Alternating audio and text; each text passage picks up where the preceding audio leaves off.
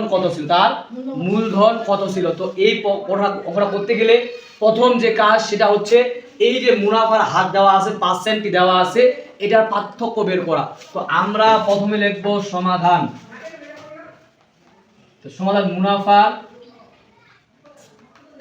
পার্থক্য। পার্থক্য কত দেখো, 8 থেকে 10 10 মাইনাস কত হবে 8, ঠিক আছে। কত হচ্ছে আমাদের পার্থক্য বলো 2%। এটা কার মান, আর এর মান হচ্ছে কত বলো তো, আর ইকুয়াল কত 2% বা 2%, অর্থাৎ কি হয় 2 ডিভাইড কত 100। ওকে, এখন দেখো তারপরে তিশা মারমার আয় 4 বছরে 128 টাকা বেড়ে গেল। মানে কি হয়ে গেছে, বেড়ে গেছে, লাভ হয়েছে। লাভ মানে কি মুনাফা না, তাহলে মুনাফা কি আয়, আই ইকুয়াল কত, আই ইকুয়াল হচ্ছে 128 টাকা। ওকে, এবার দেখো কয় বছর বলে 4 বছর, কয় বছর, তাহলে n ইকুয়াল কত 4, n ইকুয়াল কত 4 বছর। ওকে, এখন দেখো আর আমাদের কি বলছে, তার মূলধন কত ছিল, তার মূলধন কি p, p ইকুয়াল কি বলতো 1।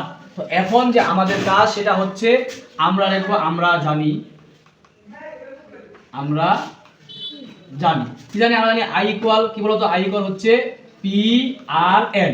এখন আমাদের মান কার লাগবে বলতো, p এর মান লাগবে। তাহলে কি করব আমরা, বা p ইকুয়াল কি হবে বলতো, p ইকুয়াল i ডিভাইডেড কি হবে বলো আর n। ওকে, এখন আমাদের কাজ কি, এখন আমাদের কাজ হচ্ছে বা p ইকুয়াল এই যে i এর মান কত বলতো, i এর মান হচ্ছে আমাদের কত, i এর মান হচ্ছে 128 আর i এর মান কত 2 ডিভাইডেড 100 ইনটু কয় বছর, n এর মান কয় বছর 4 বছর, ঠিক আছে। এখন দেখো এটা এখানে কি আকার আছে, ভাগ আকার আছে না, তো আমরা কি লিখতে পারি, এখানে উপরে কি গুণ হয়ে যাবে, কি হবে বলতো গুণ হয়ে যাবে, কি হবে 128 গুণন 100, নিচে কি থাকবে 2 গুণন 4। ওকে, এখন দেখো 2 একে 2, 2 64 কত 128, ঠিক আছে। এবার দেখো আমরা কি করতে পারি, যেমন ধরো যে 4 একে 4, 16 টাকা হলো, 16 টাকা হচ্ছে কত 64, তাহলে কত হবে প্রায় 1600 টাকা। কত টাকা 1600 টাকা।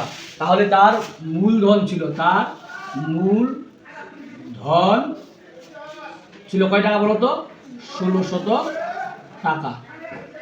আশা করি প্রিয় শিক্ষার্থী বন্ধুরা বুঝতে পারছো। তাহলে